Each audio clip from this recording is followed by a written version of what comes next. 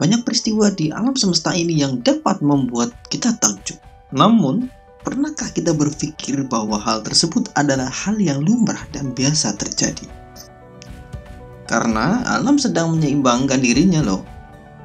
Hanya saja ada lingkungan yang menempati ruangannya. Maka, pentingnya memahami fenomena alam tersebut sudah sepantasnya kita pelajari.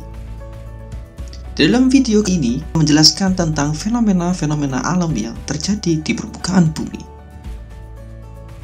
Yang pertama adalah gempa bumi. Gempa bumi merupakan fenomena getaran yang ditimbulkan oleh adanya pergeseran lempeng bumi.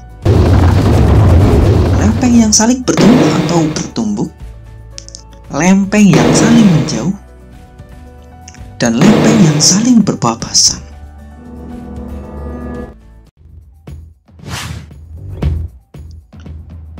Oke, kalian tadi sudah sedikit tahu kan soal bagaimana gempa bumi terjadi? Ini adalah contoh dari gerakan yang memisah atau divergen boundary.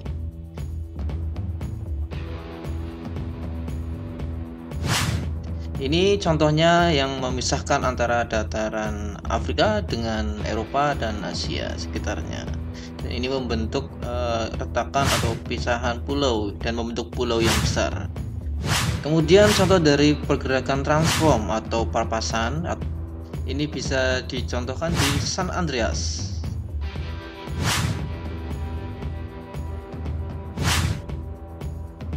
Yang bergerak kurang lebih 2 inci per tahun. Kemudian contoh dari konvergen pertumbukan.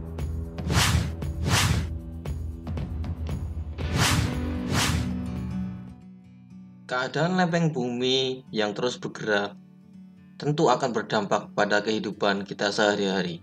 Apa saja kaitannya dalam kehidupan kita sehari-hari?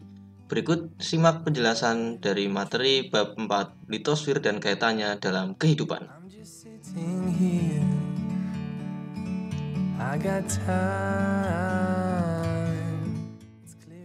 Gempa bumi yang terjadi juga dapat menimbulkan korban jiwa, kerugian material dan spiritual.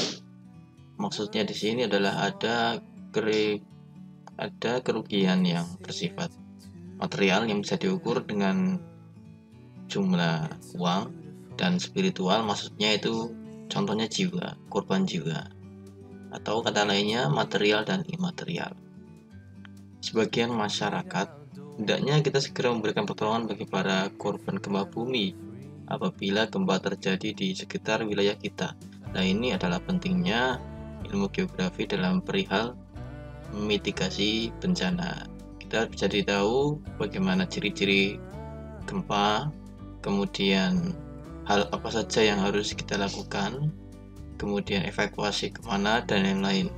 Ini gempa tidak bisa dicegah, tetapi kita hanya bisa berusaha untuk meminimalisir dari dampak atau risiko yang ada. Nah, biasanya bantuan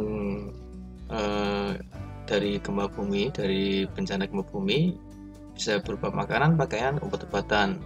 Nah, itu juga bisa ditambahkan untuk pasca gempa berupa healing ya. Healing artinya untuk penanganan secara traumatis, dikhususkan untuk para korban yang mengalami gangguan psikis karena trauma. Paling banyak sih biasanya anak-anak, dan mereka biasanya perlu untuk penanganan healing dari sisi psikis. Oke. Di materi kali ini kita akan belajar tentang di lapisan bumi, kemudian ada tenaganya, prosesnya, kemudian tanahnya bagaimana, kemudian dari kandungan tanah, dari kesuburan dan cara melestarikan tanahnya. Yang pertama, ini adalah lapisan bumi. Lapisan bumi nama lainnya itu adalah kerak bumi. Ini merupakan struktur permukaan bumi yang sebagai pembungkus ya, sehingga sering disebut dengan kulit bumi. Karena bahan penyusunnya atau kerak bumi ini adalah batuan. Kerak bumi ini nama lainnya adalah litosfer. Litos artinya batuan, sfer artinya lapisan. Ini secara makna harfiah secara Yunani. Nah, ini adalah susunan-susunan lapisan buminya, bisa kita lihat di sini ya. Di struktur paling atas di sini terdapat sisilium dan magnesium, di mana di sini mempunyai panjang sekitar kedalaman ya 1200 km. Nah, ini kerak bumi, selubung bumi atau sisik silikatnya ya. Ini dalamnya segini. Nah, ini yang namanya litosfer. Nah, litosfer ini adalah lapisan batuan.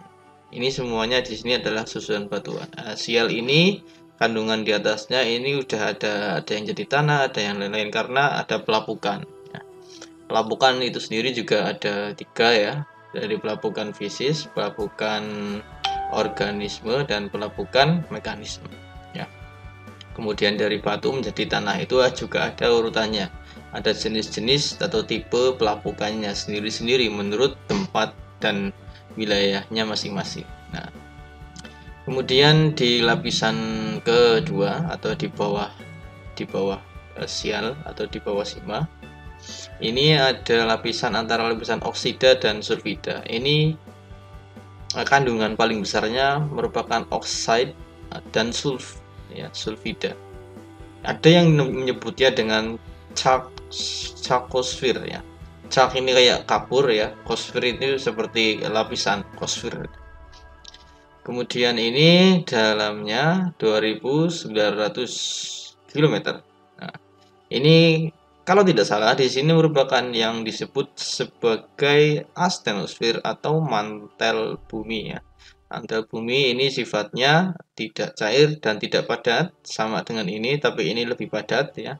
Tidak cair, tidak padat berarti pasta ya. Kalau kalian lihat magma yang keluar, nah itu seperti itu.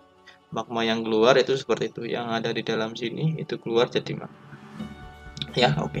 Kemudian di dalamnya lagi di sini ada kandungan yang berupa inti besi nikel sedalam 3500 km.